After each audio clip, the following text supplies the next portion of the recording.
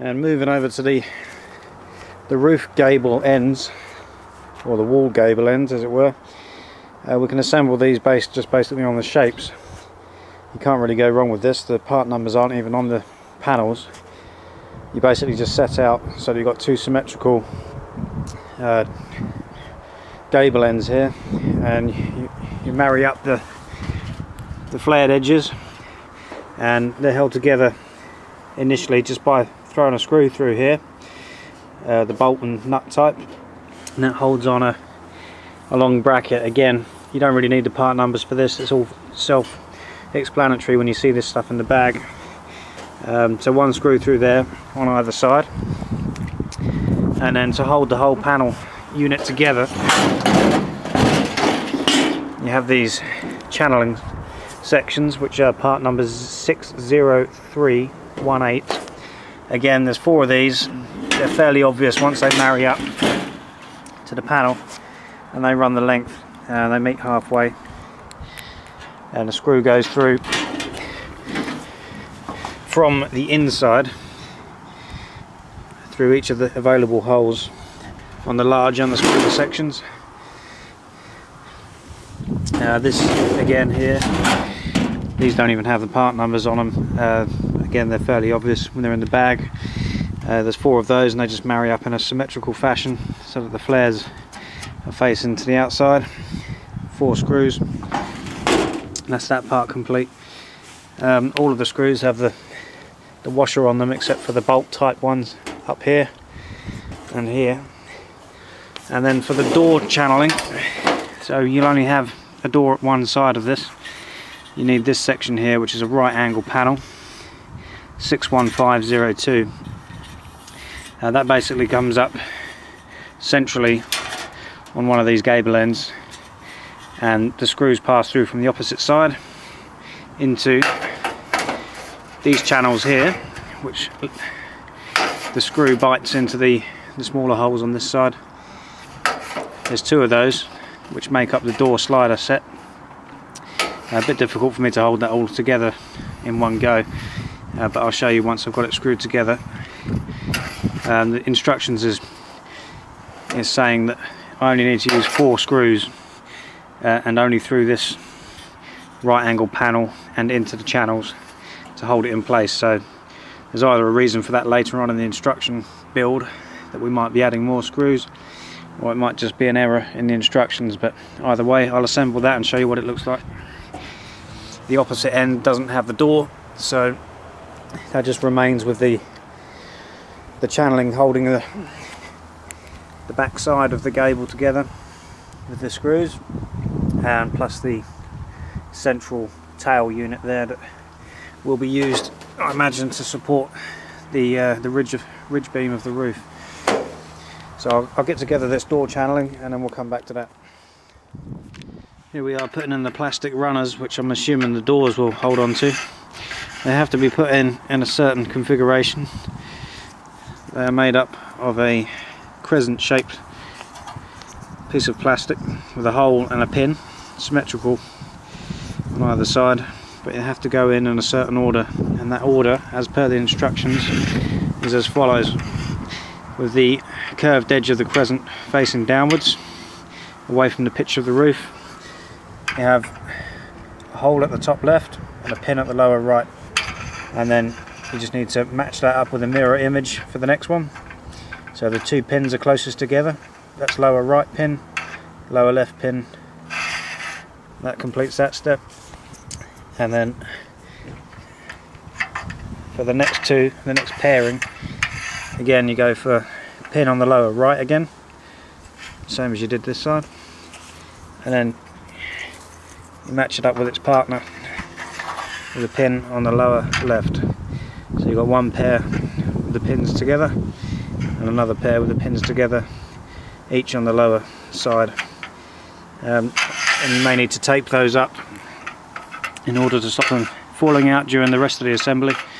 But that completes that page of the instructions. We'll move on to the next. Okay, we're on to the next page. Still building part of the roof structure, I guess. We're on to 502.14 for these panels, and altogether I think there's about 6 or 8 of these units. we're going to deal with this first one. Just a pair of these to begin with the folded lip at the top, and same again with this one. We need to overlap these beams by 233mm, which, to put it into an easier school of thought, you skip out these first 4 holes, and you skip out these first 4 holes, and you just marry up the first or the second set of 4. So, and you can do that either way around. You will notice that some of these holes are cut slightly roughly, or the machine work hasn't quite worked in the factory properly, but that's basically why. Still on these 502.14 beams, these form the support beams, the ridge beam for the roof structure. And basically you've got 2 pairs. You've got 502.14 overlapping the same panel again by 233mm. The same again with this one. And then this one is going to be a structure of 4 of the 502.14 panels. You basically need to have the folded edge faced out to the left for one pair, and folded out to the right for the other pair. And then again they overlap by 233mm, so that you end up with a side profile of a T shape. Now, with our roof supports and the ridge beam, we can start assembling the gable ends onto the ridges. And this central one, the T profile one, which supports the middle of the roof, or the ridge board as we could call that, we basically slide that support bracket, the quadrilateral support bracket that has this shape to it, that goes up through the middle of the T shape on these two. Once you've got that in, you can then apply 2 of the bolts through the holes that line up, and that sits just underneath the lip of the gable end. And for the 2 side ones, we have to push those down in between the gap that makes up the gable shape, and then 2 bolts will go through the folded lip of the gable shape, and then you can bring up the support bracket that we added earlier, and that will line up with the second hole in that remains. With all of the 3 ridge beams in place, we've now got a roof structure starting to take shape. I've already put the other lower eaves level support across the back there, and I'm just about to assemble this side. Now, these part numbers are called a 501.14. They should overlap by 234mm in the centre, but to make it easy again, if you just stick to a rule of thumb that 4 screw holes overlapping will give you the correct length. And then once they're together with just 2 screws according to the instructions, you can then at each end,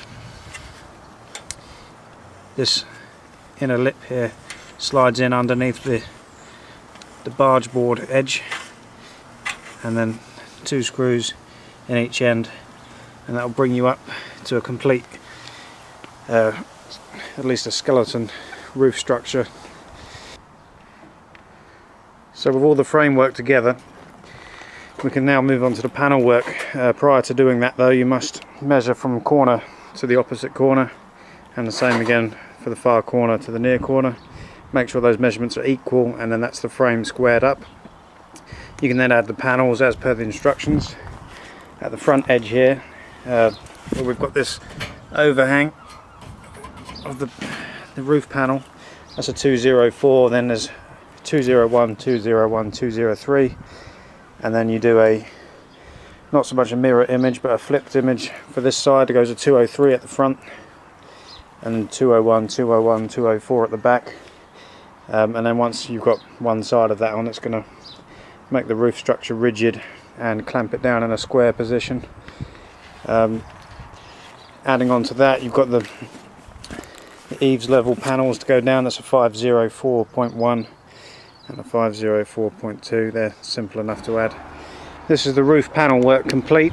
We've got all of the panels on for the main roof structure and the ridge caps. These go in a certain order. We've got 50307 and then a 50207. Basically you just follow the instructions for which ones go on the front edge, which ones go in the centre, and which ones on the rear edge. We've got the Yardmaster badge over the front here. That's all fairly straightforward, and on both sides these finishing panels that screw down onto the overhang of the roof sheeting, and that pretty well completes the roof structure. I believe there is some finishing touches to be done to the corners with a couple of plastic corner pieces to take away the sharp edge there. I'll add those afterwards, maybe once the roof is all the way up on the shed itself.